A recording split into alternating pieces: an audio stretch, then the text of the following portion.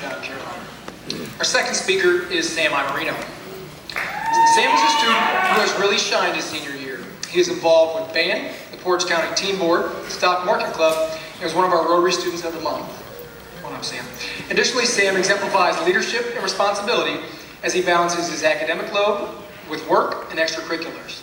Finally, Sam was the voice of AHS on Monday mornings as he shared historical facts and led us in the Pledge of Allegiance.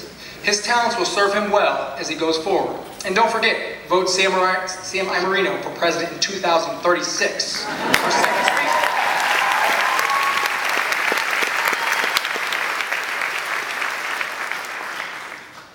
One of the biggest questions I find myself asking is, how do we measure our time spent in high school?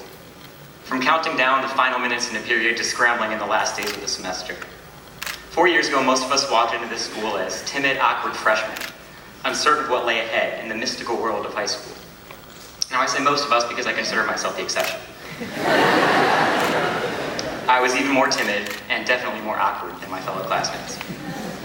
We developed as sophomores and evolved as juniors, eager to be promoted to a rank of seniors, the rulers of the school. And now here we are, about to leave the security of high school and embark on the rest of our lives.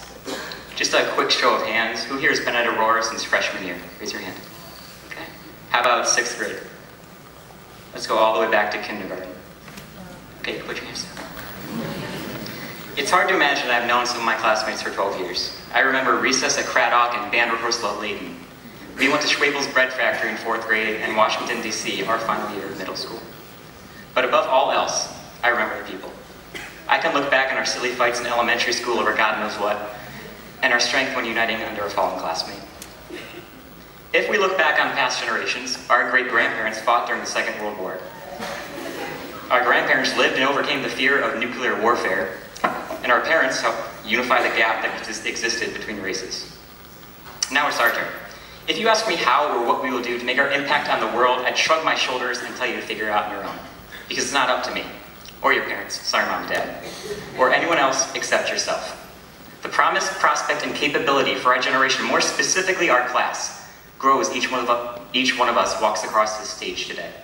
We can thrive to cure cancer, end poverty, solve world hunger, and this is a stretch, I know, but to figure out how to turn the heat on at the high school.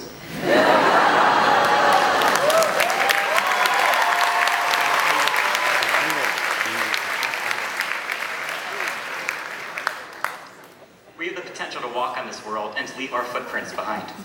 Whether we evolve to be teachers, journalists, songwriters, doctors, lawyers, CEOs, philosophers, medical researchers, or the President of the United States.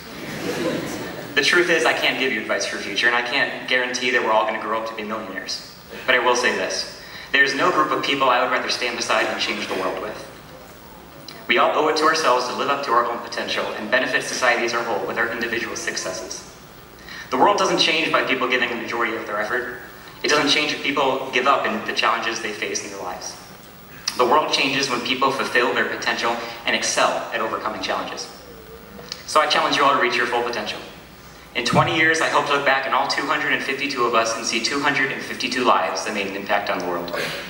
My name is Sam Iammarino, and I would like to congratulate the Aurora High School class of 2016 and wish you all success in your future lives.